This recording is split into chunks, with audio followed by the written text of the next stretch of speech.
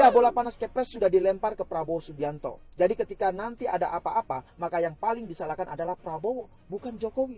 Lawang yang tanda tangan itu kan pemindahan ibu kota itu kan Prabowo, bukan Jokowi. Nah, melihat semua ini ya, ada dugaan kuat bahwa Kepres IKN itu adalah sebuah jebakan untuk Prabowo Subianto. Jadi anggap saja pertemuan Prabowo tadi malam dengan Jokowi gimmick politik. Assalamualaikum warahmatullahi wabarakatuh. Kembali lagi di channel Prayoga Muhammad. Gimana kabar kalian semua? Semoga baik-baik saja ya, dan dilancarkan segala rizkinya. Jokowi serahkan Kepres IKN ke Prabowo Subianto. Wah, ini mah namanya lempar bola panas ya guys. Langkah politik yang sangat cerdik bagi Pak Joko Widodo.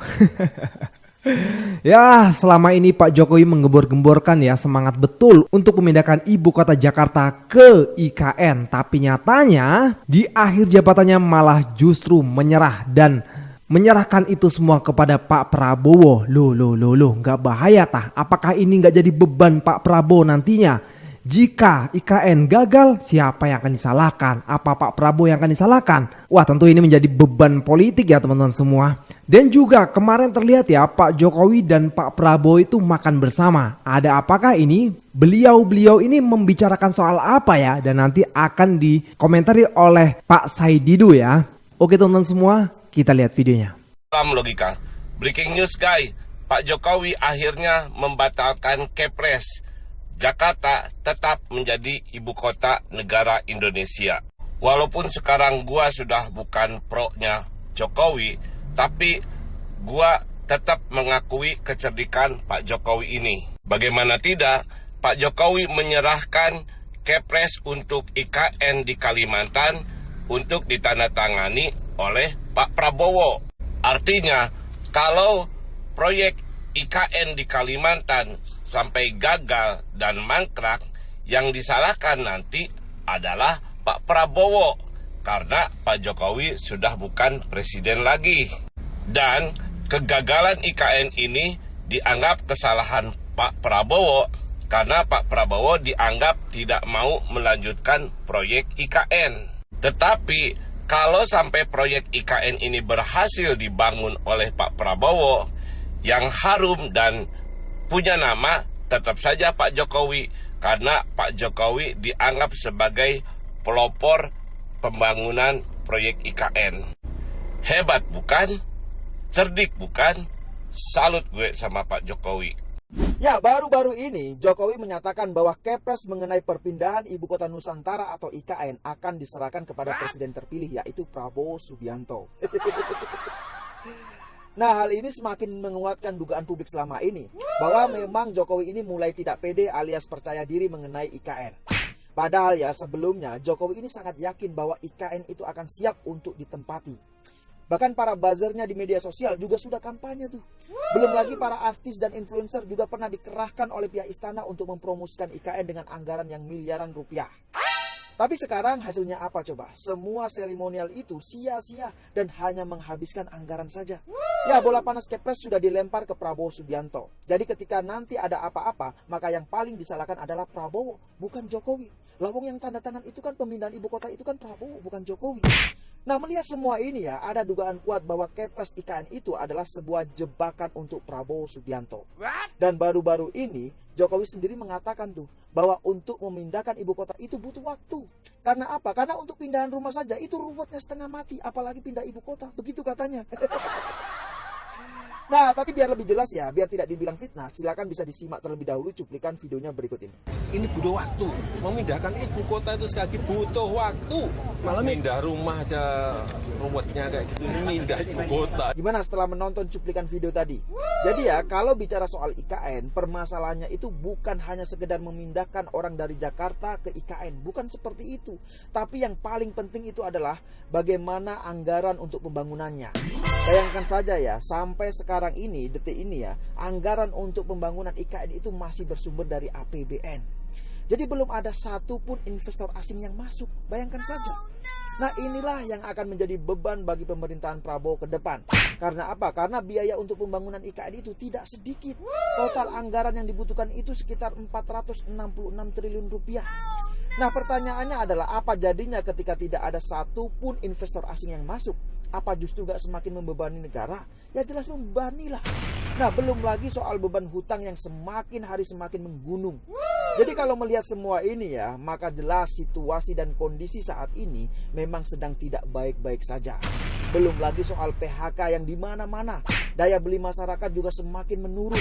Di lain sisi jumlah lapangan kerja juga semakin langka. Ya mungkin itulah alasannya mengapa di akhir masa jabatannya sebagai presiden, Jokowi itu justru terlihat sibuk mencarikan pekerjaan buat anak dan menantunya. Ya, tapi gue sih yakin ya sama Pak Prabowo sudah mempersiapkan tangkisan untuk menangkis bola panas dari Pak Joko Widodo. Dan juga mengenai netizen yang mengatakan bahwasanya trik dari Pak Jokowi ini cerdas gitu. Kalau menurut gue sih bukan cerdas, melainkan lebih ke raja tega sih. Jelas sekali kalau pembangunan IKN ini tentu akan membebankan pemerintahan dari Pak Prabowo sendiri ya. Apalagi investor pun belum ada yang masuk. Masih menggerogoti uang APBN untuk menambal terus pembangunan dari IKN. Wah, yang ada malah buat puyeng doang ya. Nah teman-teman semua, kemarin itu Pak Prabowo dan Pak Jokowi sempat makan bersama. Ada apakah ini? Oke teman-teman, kita lihat komentarnya. Mulyono masih mencoba mengamankan Fufu Fafa yang semakin hancur. Makan malam bersama Prabowo hanya sebatas pelepas lelah bagi sang jenderal. Kadung sakit hati mungkin, Fufu Fafa yang diharapkan mampu membantu nantinya malah menjadi musuh dalam selimut. Di matanya, Raja Jawa sudah kehilangan mahkota dengan puluhan dosa yang dibuat bersama anak dan menantunya. Suguhan nasi goreng Megawati untuk Prabowo memang nikmat. Tapi tidak bagi Raja Jawa. Mulyono sadar, tidurnya nanti setelah lengser tak akan benar-benar nyenyak. Apalagi pertemuan Prabowo Megawati benar-benar terjadi sebelum pelantikan. Tadi pertanyaannya saya ulangi, bahwa apa kode pertemuan Jokowi sama Prabowo tadi malam. Analisis saya adalah, mari kita baca saja sebagai gimmick politik. Jadi nggak usah terlalu dianggap terlalu serius, karena mungkin saja Pak Prabowo itu lagi serius, tapi ada sedang bikin gimmick-gimmick. Tiap hari kita dengarkan gimmick. Dia katanya akan pulang ke Solo pakai pesawat komersil. Dia tidak akan menghadiri pelantikan. Itu gimmick-gimmick politik. Jadi anggap saja pertemuan Prabowo tadi malam dengan Jokowi gimmick-gimmick politik untuk mengacaukan analisis yang berkembang. Jadi saya tidak sangat sekali tidak serius memandang pertemuan tadi malam, karena kita juga tidak tahu. Jadi anggap saja Pak Prabowo lagi serius menghadap atasannya. Atasannya sedang sibuk membuat gimmick-gimmick di akhir masa jabatannya. Seperti itu.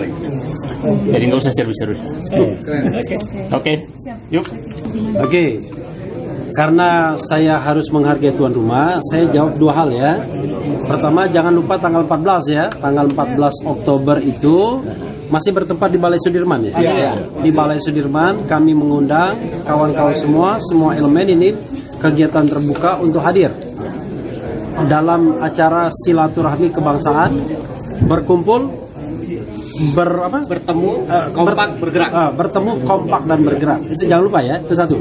Nah yang kedua, soal pertemuan itu, ini tidak bisa kita katakan sebagai peristiwa biasa. Ini peristiwa politik pastinya dalam perspektif saya ya.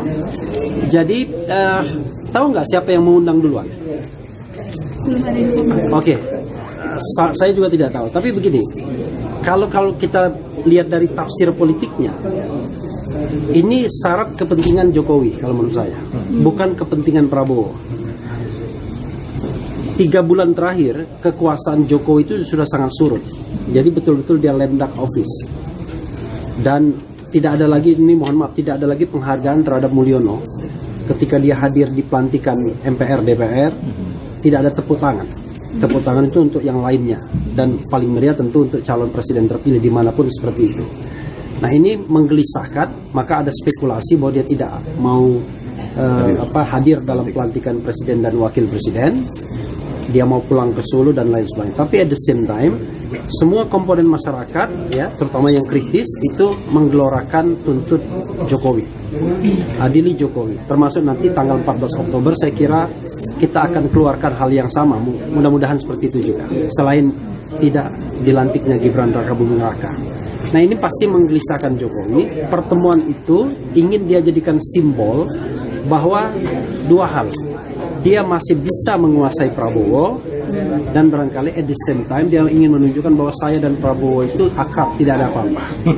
Jadi kalau kalian misalnya menyakiti saya, maka Prabowo yang akan melindungi saya sebagai presiden terpilih. Itu yang saya kira kesan yang ingin ditampilkannya ke publik. Tapi tentu di dalam ruang tertutup itu pasti ada negosiasi yang dibicarakan secara serius, yang tentu tidak untuk konsumsi kita. Untuk konsumsi kita kan cukup dengan bahwa dia bertemu, ada foto dibuat, ada equil di sana, selesai kan begitu. Itu konsumsi publiknya. Tapi pasti ada pembicaraan yang serius. Saya kira salah satu pembicaraan serius adalah dua hal. Bukan salah satu, dua hal. Jaminan keamanan dia dan keluarganya, plus pelantikan Fufu Fafa, itu dugaan saya, ya.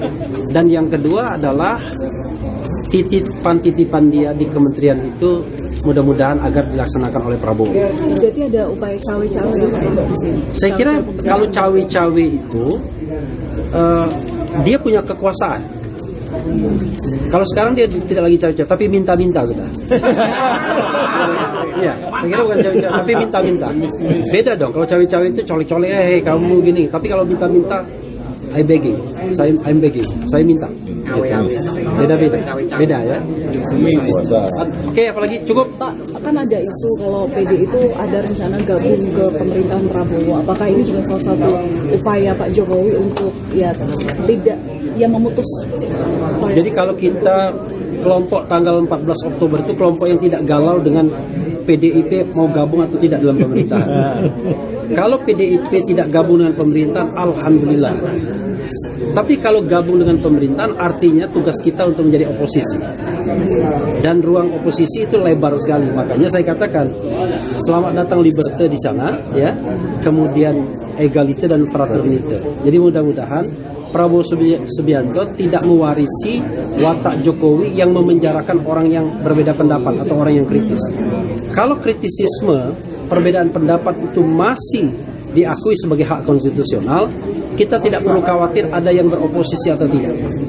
Kalau semua kekuasaan atau kekuatan di DPR gabung menjadi satu, maka biarlah rakyat, biarlah komponen yang kritis, komponen tanggal 14 Oktober yang akan beroposisi kepada pemerintah. Dan kita tidak galau untuk itu. Oke. Merdeka! Sorry, bukan sponsornya PDIP. Ya, gue salut sih ya dengan Bung Refli Harun ini selalu tegas untuk mengkritiki pemerintah. Tentunya kritik dalam tanda positif ya, bukan malah justru negatif ya. Kita harus bisa membedakan itulah teman-teman semua. Tapi keren lah, mudah-mudahan Pak Prabowo tetap untuk menjaga demokrasi ini ya, untuk membiarkan lah ya perbedaan pendapat itu ya kan, karena itu menyuburkan demokrasi juga. Oke teman-teman semua, sekian dari gue Bragam Muhammad. Wassalamualaikum warahmatullahi wabarakatuh.